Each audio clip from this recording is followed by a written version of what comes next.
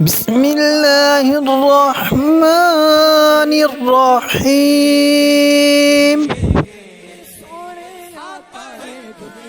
ایھا الذین آمنوا اتقوا اللہ وکونوا مع الصادقین۔ ترجمہ کنز العرفان، اے ایمان والو اللہ سے ڈرو اور سچوں کے ساتھ ہو جاؤ۔ وَكُونُوا مَعَ الصَّادِقِينَ، اور سچوں کے ساتھ ہو جاؤ، یعنی ان لوگوں کے ساتھ ہو جاؤ جو ایمان میں سچے ہیں، مخلص ہیں، رسول اکرم صلی اللہ علیہ وسلم کی اخلاص کے ساتھ تصدیق کرتے ہیں۔ حضرت سعید بن جبیر رضی اللہ تعالیٰ عنہ کا قول ہے کہ صادقین سے حضرت ابوبکر صدیق اور عمر رضی اللہ تعالیٰ عنہ مراد ہیں۔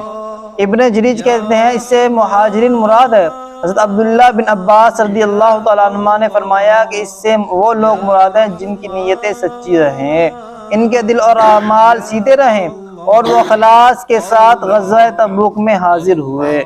اس آیت میں اللہ تعالیٰ نے سچوں کے ساتھ ہونے کا حکم ارشاد فرمایا۔ اس مناسبت سے یہاں ہم سچائی کی فضیلت اور جھوٹ کی مذمت پر دو احادیث ذکر کرتے ہیں۔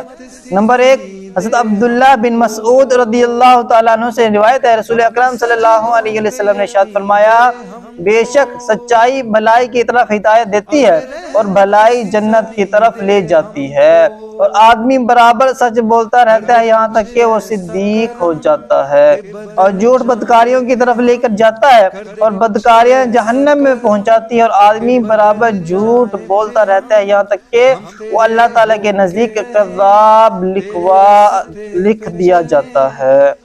نمبر 2،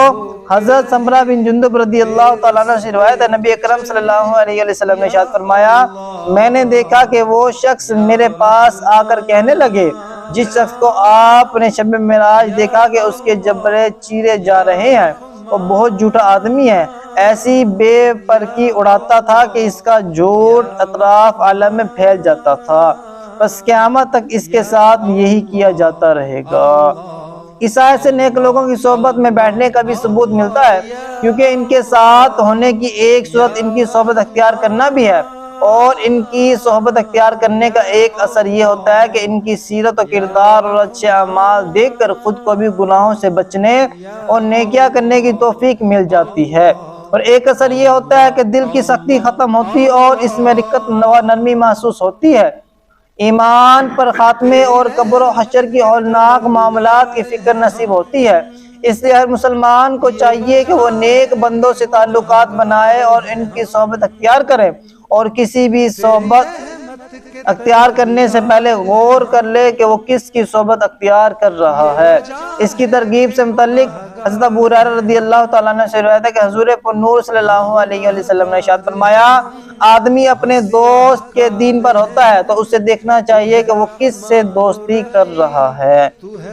اور دیندار دوست تلاش کرنے کی ترغیب دیتے ہیں۔ حضرت عمر فاروق اعظم رضی اللہ تعالیٰ عنہ فرماتے ہیں، سچے دوست تلاش کرو اور ان کی پناہ میں زندگی گزارو، کیونکہ وہ خوشی کی حالت میں زینت اور آزمائش کے وقت سامان ہے، اور کسی گناہ گاروں کی صحبت میں اختیار نہ کرو ورنہ اس سے گناہ کرنا ہی سیکھو گے۔ حضرت امام جعفر صادق رضی اللہ تعالیٰ عنہ فرماتے ہیں، 5 قسم کے آدمیوں کی صحبت اختیار نہ کرو۔ نمبر 1، بہت جھوٹ بولنے والا،